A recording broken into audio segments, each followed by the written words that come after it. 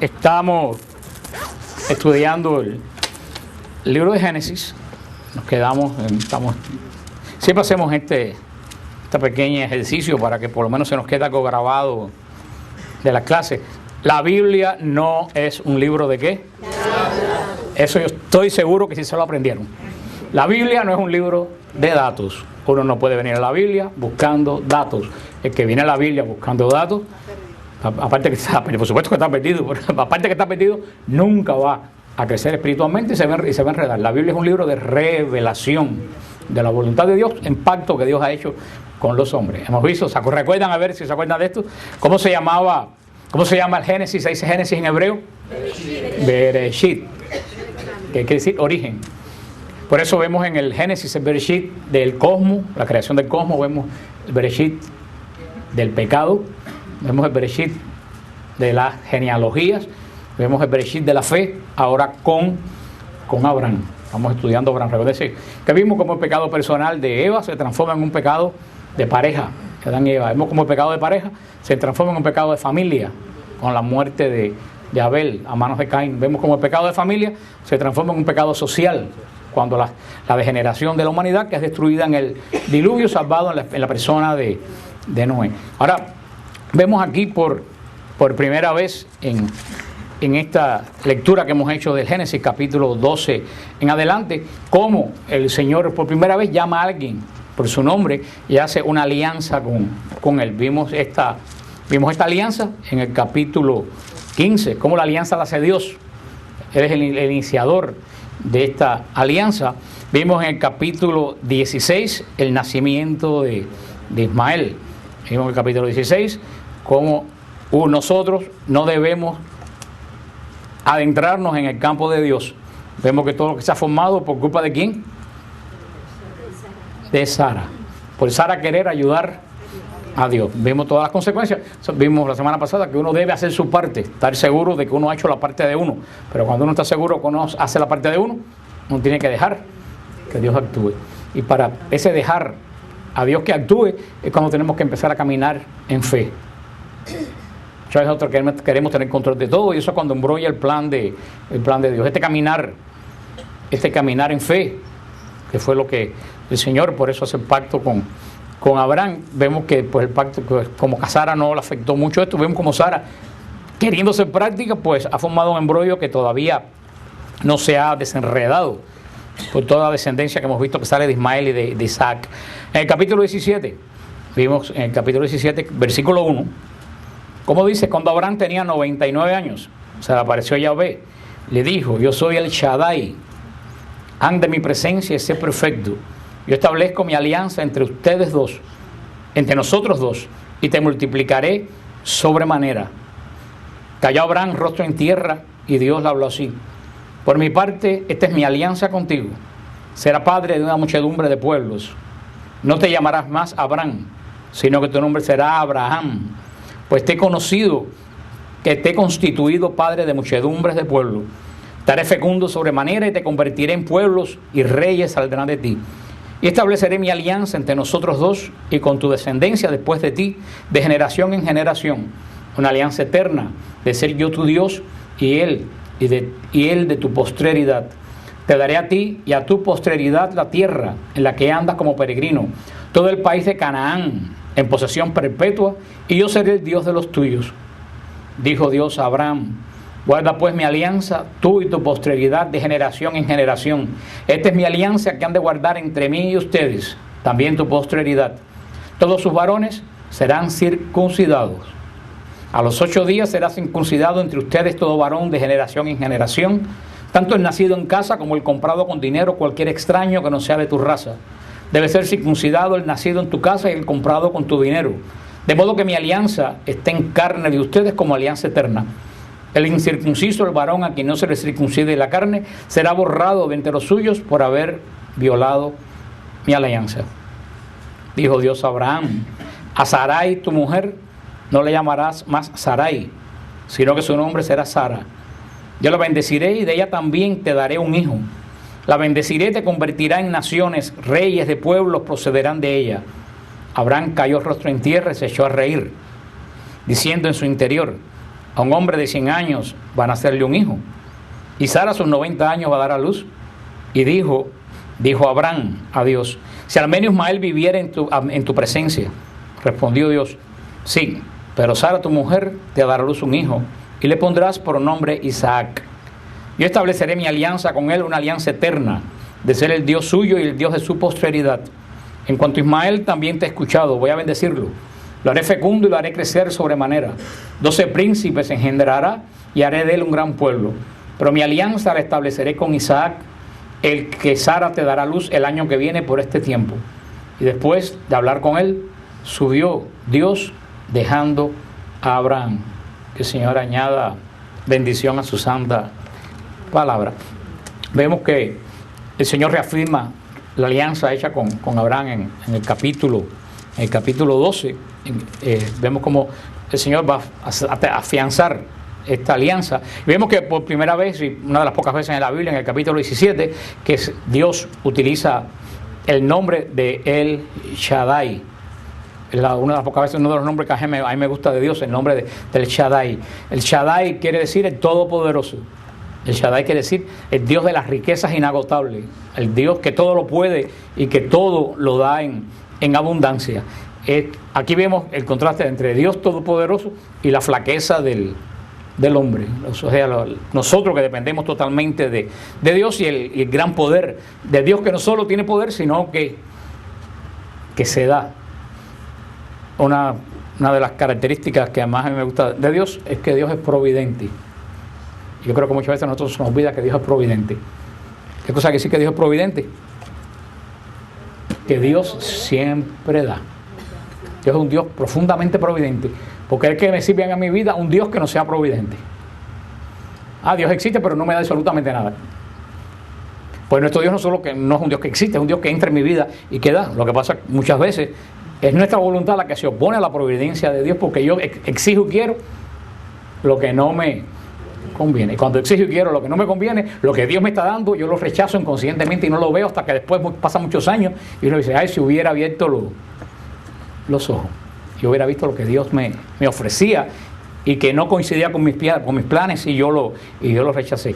Vemos el contraste entre el poder y la fortaleza divina y la debilidad y la fragilidad humana aquí representado en Abraham. Vemos muy interesante cómo Dios se presenta. Siempre, como les dije en las clases anteriores, a partir de aquí solamente se puede hablar de Dios como el Dios de la alianza. O sea, recuerden cuántas veces lo he dicho aquí, yo lo he dicho centenares de veces, que Dios hay que entenderlo dentro de ¿qué? ¿Dentro de qué? Dentro del pacto. Lo he dicho millones de veces. A Dios hay que entenderlo dentro del pacto. Lo que pasa a los protestantes, que siempre están perdidos, que están mirando a Dios fuera del pacto. Tú tienes que ver a Dios de Abraham dentro del pacto ¿de quién? De Abraham. Y más tarde con Moisés. Todo el pacto de Abraham, ¿a quién apunta? A la descendencia de Abraham. ¿Y quién es la descendencia de Abraham? Jesús. Todo el pacto de Abraham apunta a Jesús. Nosotros estamos en el nuevo pacto, en el pacto de la gracia. Por eso tenemos que ver todo lo que vemos ahora de las escrituras del Nuevo Testamento, tenemos que verlas bajo el nuevo pacto de gracia. Que todo el nuevo pacto de gracia, ¿a quién apunta? A Cristo. Los dos pactos apuntan a Jesús. Pero ya el pacto de Abraham, en cuanto a finalidad, se agotó. Cuando Jesús dice en la cruz, todo se ha cumplido, se ha consumado. Pero estamos todavía en este primer. Y yo no solo diría que, como por supuesto que se agotó, pero no solo diría que se agotó, sino que se perfeccionó en la nueva alianza. Como decía San Jerónimo, la nueva alianza está en la antigua alianza como un fruto dentro de la flor. Un fruto de donde nace y se nutre ¿de qué? De la flor. Y cuando el nuevo fruto crece y se nutre, ¿qué pasa con la flor? Se muere. ¿Por qué era mala? No, porque ya dio todo y después que dio todo lo que iba a dar, se encuentra de cierta forma ¿dónde? Dentro del fruto. Así es la antigua alianza y la nueva alianza. Por eso el Padre Francesco nos debe retiro, lo he dicho unas cuantas veces cuando él nos debe explicar cómo las bienaventuranzas son la perfección de los 10 mandamientos. Son los 10 mandamientos vistos en la nueva alianza. Por eso se dicen dos montes, en el monte Sinaí el antiguo y la bienaventuranza ¿dónde? En el monte, en el sermón famoso de ese monte en Israel donde hemos estado tantas tantas veces. Pero entonces vemos que en esta alianza que vuelve Dios, y hay que ver, si podemos ver esto un poco, una alianza un poco desigual, ¿no? Porque en esta alianza tenemos, ok, por ejemplo, vamos a una cosa, para ustedes entiendan, siempre que yo pongo la alianza, me refiero a qué ejemplo, ¿ustedes se acuerdan? ¿Qué ejemplo siempre pongo cuando me refiero a la alianza? ¿Qué ejemplo humano pongo yo? Al que compra un carro, siempre les pongo el mismo ejemplo. Yo digo que es una alianza desventajosa. Cuando uno compra un carro, nosotros estamos en desventaja con el banco. ¿Quién tiene todo el dinero del mundo? Y todo el poder del mundo. ¿Y qué tú tienes? Deseos de tener el carro.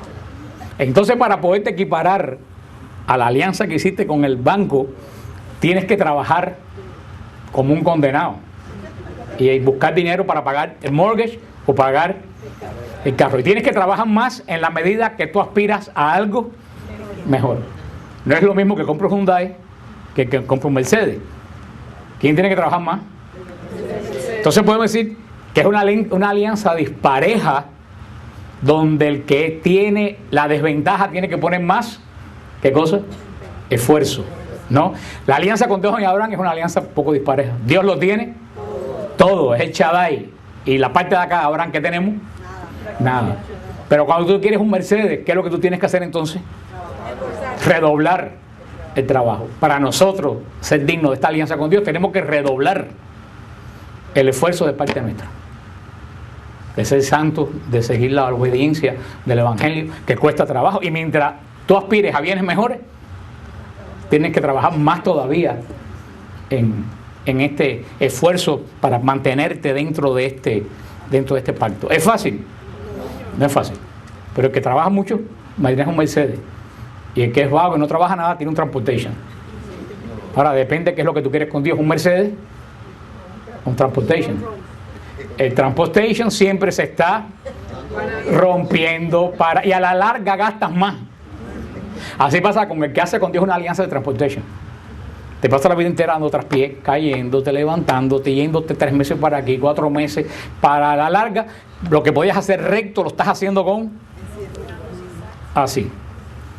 Por eso tenemos que ajustarnos verdaderamente qué tipo de alianza yo quiero con Dios. Esta alianza de Abraham Abraham tenía una ventaja sobre nosotros, lo dice la Escritura. ¿Cuál es la ventaja que tenía Abraham sobre nosotros? Era un hombre de fe. Pero ¿cómo lo describe la Escritura?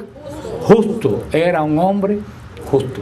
Tiene la justicia por delante de nosotros. Pero vemos que en esta alianza hay muchas cosas que a mí me gustan. Sería un retiro larguísimo, que no tenemos tiempo. Pero vemos como Abraham, ¿qué es lo primero que hace Abraham? Cae rostro en tierra. ¿Tú sabes cómo se llama eso? Adoración y sumisión. La adoración nace de la sumisión. Si tú no te sometes, tú no adoras. El altanero no adora porque no se somete. Por eso me encanta la forma esta de orar, que hacemos mucho cuando vamos a monasterio, de retiro, de orar con la cabeza en tierra. Yo creo que hoy en día en la iglesia nos hemos vuelto demasiado orgullosos y todo el mundo quiere andar de pie, yo no me arrodillo en la consagración ni me arrodillo en tal momento. Y aunque uno crea que son gestos externos, los gestos externos hablan de lo que tú tienes adentro. Yo creo que verdaderamente nadie puede levantar las manos si primero no pone la cabeza en tierra. Porque la alabanza nace de la adoración. Una alabanza que no nace de la oración es, como dice Pablo en Corintios, un platillo que aturde. Y eso es lo que hay mucha alabanza. Verdaderamente yo se lo digo siempre a ustedes, sobre todo nosotros que tenemos la espiritualidad carismática, esta alabanza externa de bulla, de todo eso, que a mí me gusta y que por supuesto que es la espiritualidad mía, pero toda esa alabanza tiene que nacer ¿de qué?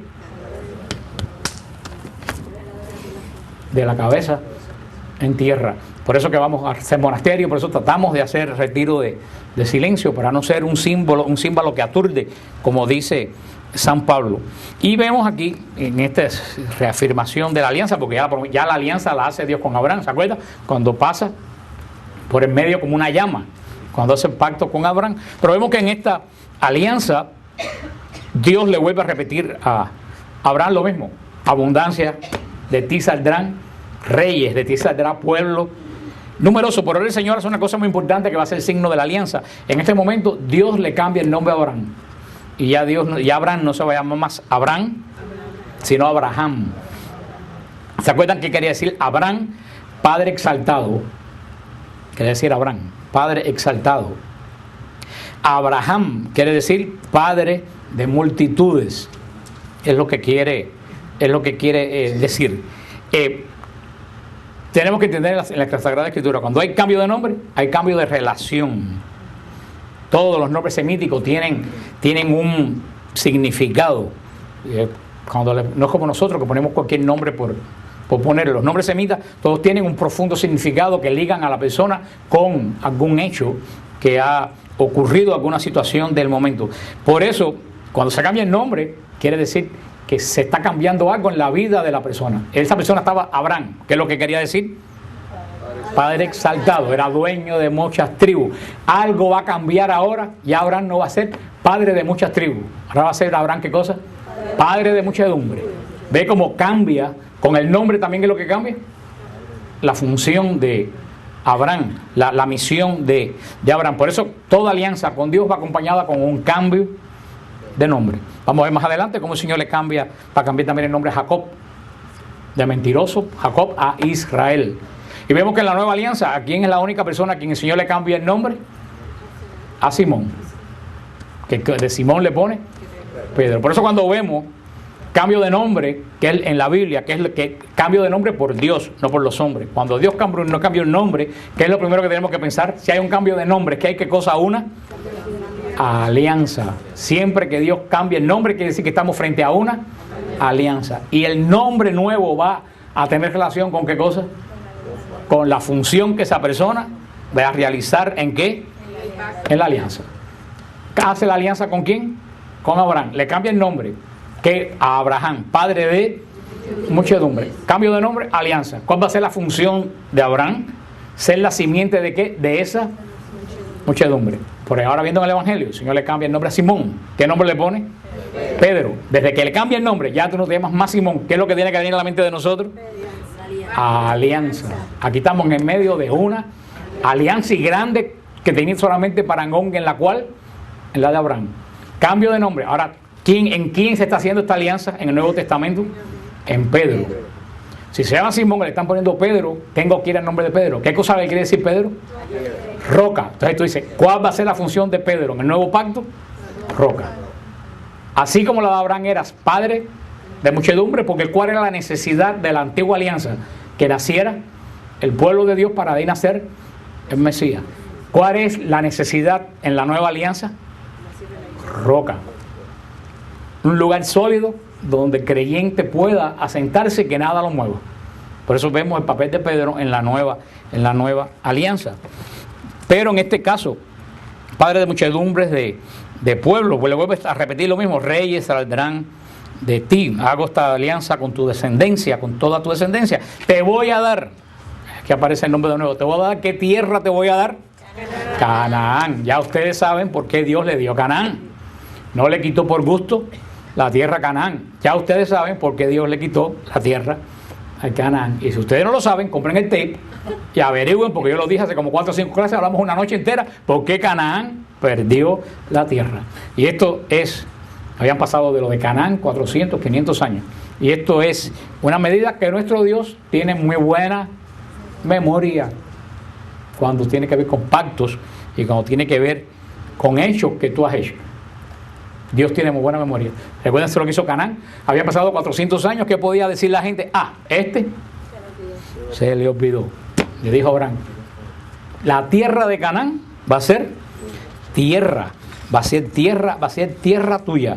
Y sigue en esta alianza. El Señor le da la otra, no solo le da la alianza, le da un signo de la alianza. Aquí aparece por primera vez en el capítulo 17. ¿Cuál es el signo de la alianza?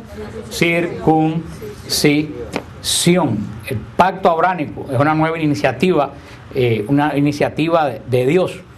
Lo que no solo, en esta iniciativa de Dios, este pacto no solo cubre a Abraham, cubre a quién, a toda su descendencia. Pero aquí es cuando viene el asunto. Ok, todos los descendientes de Abraham están en el pacto de Abraham. Van a ser bendecidos. A quien te bendiga, yo bendigo. Que te maldiga. Pero ahora viene la segunda. ¿Dios puede hacer un pacto obligatorio? ¿Ustedes creen que Dios puede hacer algo obligatorio? Dios no hace nada obligatorio. Ni siquiera el pecado es obligatorio. Para a veces usted me entiende lo que quiere decir. Inclusive el pecado es una decisión que tú tomas personalmente. Dios, como dicen las personas, ¿por qué Dios no nos hace a todo bueno? Digo, primero porque sería muy aburrido. Seríamos como una nación de Barney, el dinosaurio. I love you and you love me. Y la verdad que si todos fuéramos buenos, yo no tendría con quién pelear. Pero Dios no nos hace buenos a todos por una sencilla razón. Dios no puede hacer a nadie esclavo. Dios tiene espíritu de libertad y Dios nos hace a todo el mundo libre. Hizo libre a los ángeles, nos hizo libre a nosotros. Y ese es el riesgo del amor. El riesgo del amor es hacer algo libre. Porque cuando tú tienes un hijo trancado en la casa y no lo dejas salir y no le das carro y le quitas la llave, ¿cómo tú sabes que ese hijo te ama? ¿Cuándo tú sabes que ese hijo te ama? Cuando tú le dejas salir y a las 11 está ahí, porque sabe que si no viene hasta ese momento tú te preocupas. Ese es el riesgo del amor. Y ese es el riesgo que corre el Señor al crearnos totalmente libres. Dios no puede crear, ni siquiera lo puede ser obligatorio ser bueno, ni obligatorio ser malo como piensan las personas que creen en la predestinación. Dios nos hace totalmente libres. Por lo tanto, todos los hijos de Abraham, aunque eran del pacto de Abraham, no podían estar obligados a ser del pacto de Abraham. Por eso que el Señor dice, vamos a poner entre tu descendencia que quiera ser fiel a este pacto, vamos a poner ¿qué cosa? Una señal. Y la señal quiere decir la pertenencia a ese pacto.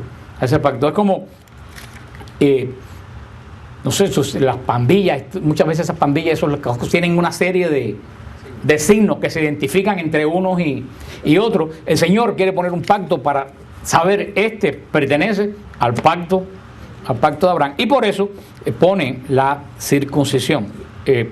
Como les contaba el otro día en el retiro que el otro día en Texas, que este señor se paró, habían 400 personas y se paró y dijo, explícame cómo se hace la circuncisión. Yo le dije, en este momento yo no puedo. Si tú me ves después en el receso yo te puedo explicar. Yo creo que ese señor nunca había oído esa palabra, pero hay gente que uno se pregunta, bueno, ¿y por qué el Señor puso el signo de la alianza ahí? Pero tiene un profundo sentido. ¿Por qué no? ¿Por qué es ahí la circuncisión? Porque las mujeres no son parte del pacto de Abraham. Y oreja, sí. Tenemos todo como un dedo, tenemos todo, pero eso no lo tenemos, gracias a Dios, en común. Por eso el pacto es ahí, porque la mujer, producto de la caída de Eva, está excluida del pacto abrahámico. Y por eso se hace la circuncisión ahí. Por eso los que van a Israel, los que han ido a Israel, saben que cuando vamos a Measharim, el lugar ortodoxo de los judíos ortodoxos de Jerusalén, los hombres caminan delante y las mujeres detrás, a 5 pasos del hombre, porque ellos están todavía en la antigua alianza. Gracias a Dios, la redención de Cristo en la cruz vuelve al hombre y a la mujer insertarlo en la nueva alianza. Por eso que la Magdalena es la primera que anuncia la resurrección a la iglesia, no Pedro ni Juan, sino una mujer, porque Cristo restaura todas las cosas en María, restaura la dignidad de la mujer en la maternidad espiritual de María en la cruz. Pero estamos en la antigua alianza. La antigua alianza está vedada a aunque hubieron mujeres ilustres en Israel, como la jueza Débora, como Judith, como Ruth, pero la mujer está excluida de la alianza. Es un pacto de hombres, por eso que la circuncisión se hace en ese lugar. Y vemos si la circuncisión, ¿quién sabe la circuncisión? Espero que no me digan un disparate. ¿Dónde está el sentido de pacto? En la circuncisión. Ay, me agarraron. Yo pensé que me iban a... En la sangre. Todo pacto, ¿se acuerdan? Dios, para el pacto con Abraham, ¿qué es lo que mata? Y los pica animal, sangre. En el Sinaí, que hace Moisés, le tira la sangre a la gente y al altar. La sangre, en esa época, el pacto se cerraba con sangre. Por eso cuando cortan el prepucio del niño, ¿qué se echa? Sangre. Sella el pacto de esa persona con el Dios de Abraham. La sangre es lo más importante, igual que en el sacrificio, vamos a ver después, la sangre es lo más importante aquí. Por eso nuestro pacto, como he explicado tantas veces, nuestro pacto, el nuevo pacto, el pacto no es tuyo y mío con Dios. El pacto es de Cristo con Dios, porque Él fue quien puso la sangre. Yo no hago un pacto personal con Dios, yo entro a Dios a través del pacto de Cristo por el bautismo, pero la sangre la puso Él, no la pongo yo. ¿Ven la diferencia de los dos? Pero por eso el pacto antiguo se acaba, porque es hecho en carne de hombre. Y por eso el pacto nuevo nunca se acaba, porque está hecho en carne de Dios. Por eso, a partir de este momento, este signo de la circuncisión, que se llama en hebreo Brit Milá, Brit significa pacto, Brit significa pacto, Milá circuncisión. El acto de la circuncisión se llama el pacto de la circuncisión. Y es muy interesante este pacto de la circuncisión, el Brit Milá, por varias cosas. ¿A qué edad se hace? Lo dice el Señor, 8 días de nacido.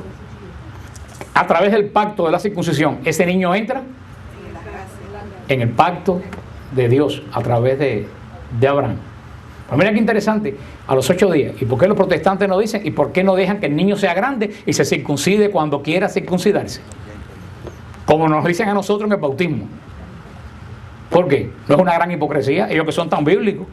Porque Dios ordena que todo padre meta a su hijo en el pacto a los 8 días de nacido. Un judío que el niño tiene 30 años y no ha hecho la circuncisión, se considera que esa familia no cree en Dios, o es atea, o no le interesa el hijo.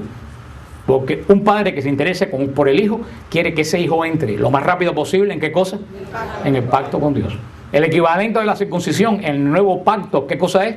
El bautismo. Por eso la iglesia bautiza a los niños.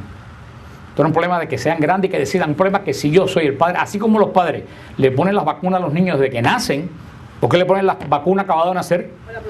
Para protegerlo. Así yo quiero que mi hijo entre en el pacto con Dios desde que nace. Mira tú qué interesante la similitud entre Israel y la iglesia. Mientras más yo conozco a Israel, más entiendo la iglesia. ¿A qué edad se hace la circuncisión? 8 días nacido.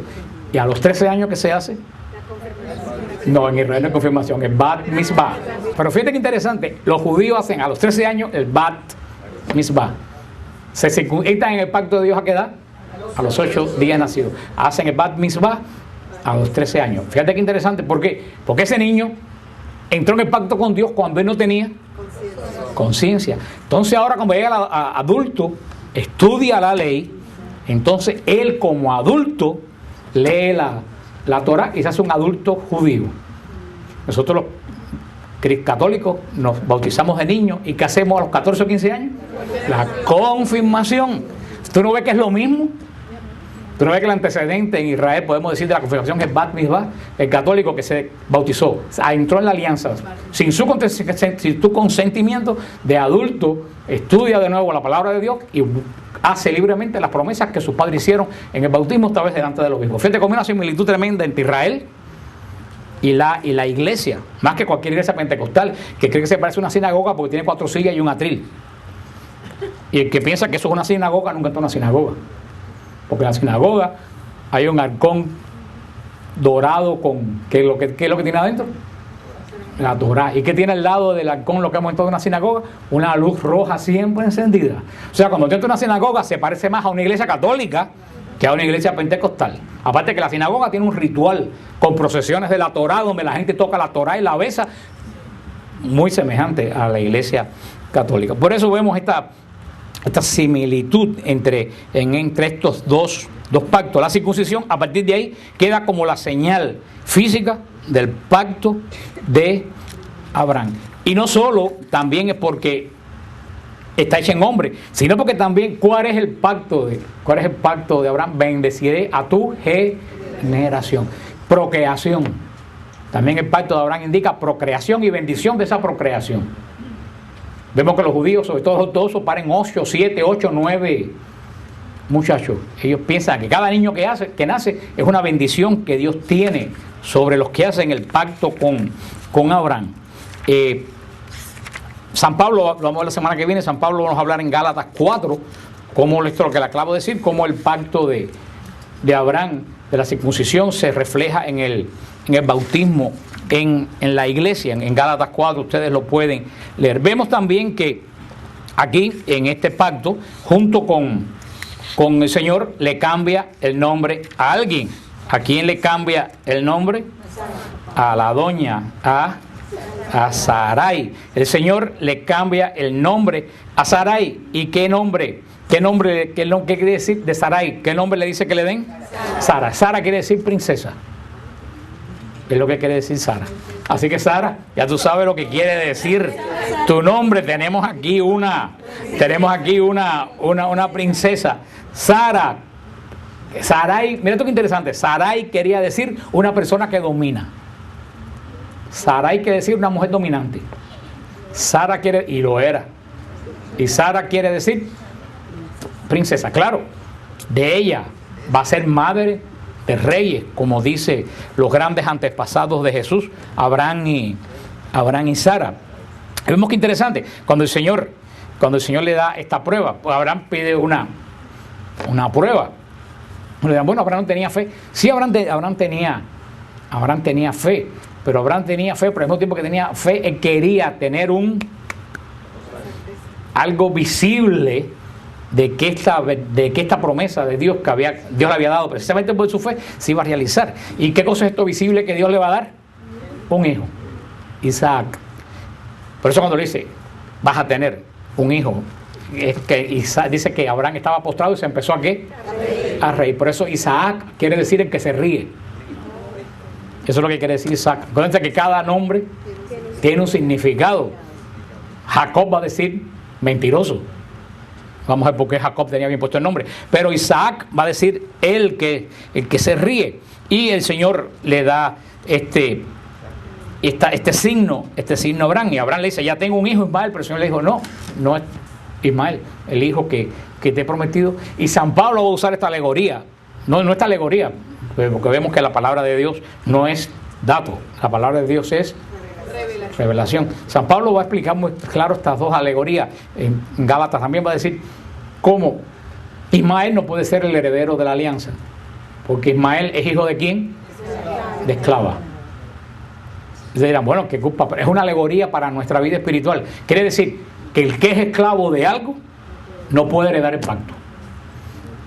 El pacto solamente es para gente libre. Por eso que tiene pacto es Isaac, el hijo de la libre, no Ismael, el hijo de la esclava.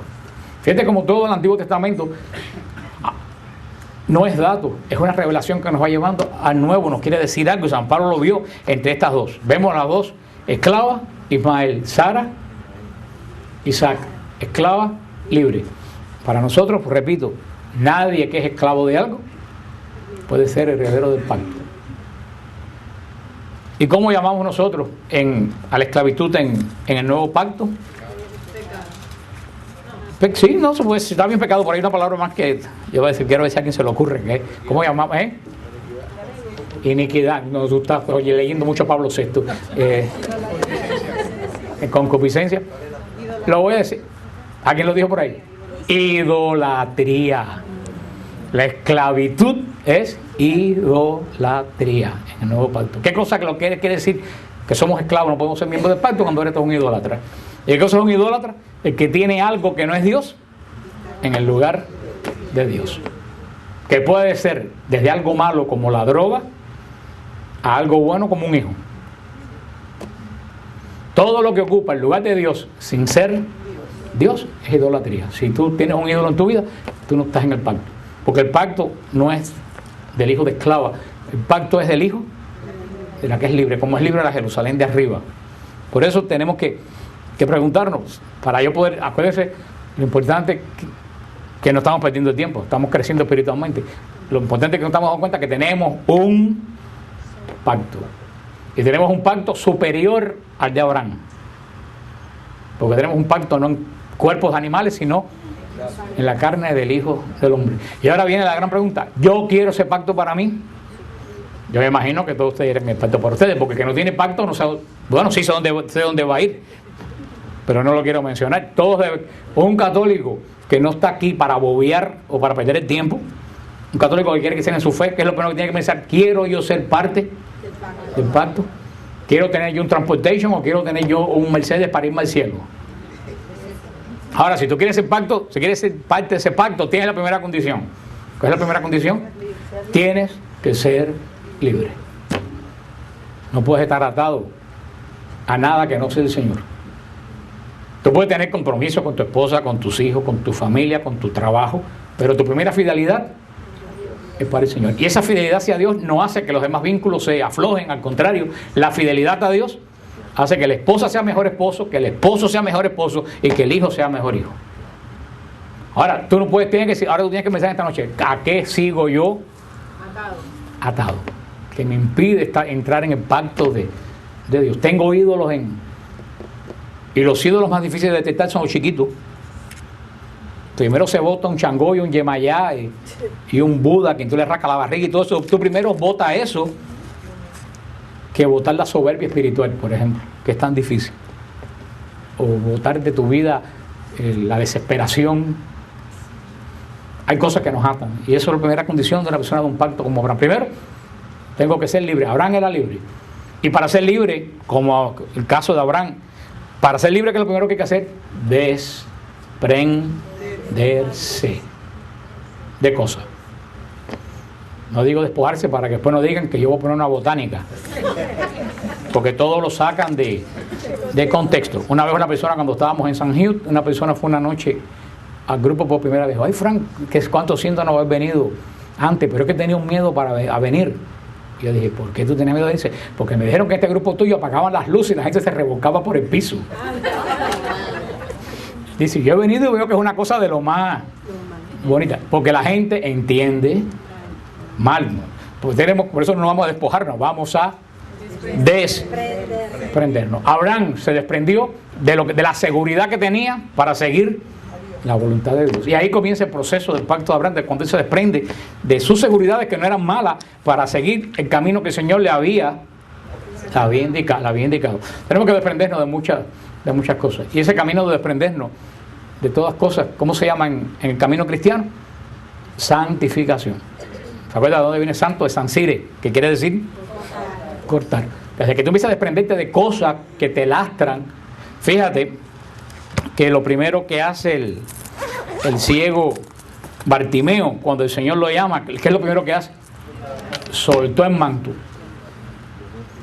Y muchos de nosotros no sabemos por qué suelta el manto, porque en ese tiempo en Israel los mendigos y toda la gente que viajaba se ponían unos mantos muy grandes que ponían todas sus pertenencias en el manto y se los tiraban por acá, en el manto. Entonces ese manto estaba lleno de cosas. Por eso el ciego, cuando le dicen Cristo te llama, Jesús te llama, ¿qué es lo primero que hace? Suelta el manto. A él muchas veces a lo mejor le impedía caminar, tú sabes qué cosa, las cosas que tenía guardadas en el manto.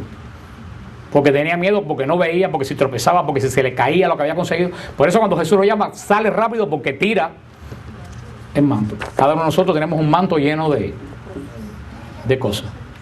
Y a lo mejor esas cosas que tú tienes son las cosas que no te dejan caminar detrás de Cristo. Por eso tenemos que revisar en el manto de nosotros qué cosas tenemos guardadas. A lo mejor no son cosas materiales, son cosas más feas. A lo mejor tienes tu manto lleno de odio y de resentimiento y de falta de perdón. Y eso lastra más que un carro del año. Uno se desprende primero de una casa en cocoplón antes que de un resentimiento. Si tú tienes resentimiento, tú no puedes seguir a Cristo porque tú no eres libre. Tú tienes tu manto cargándolo todavía. Y hermano, como hay gente con resentimiento, como hay gente con odio, con cosas guardadas.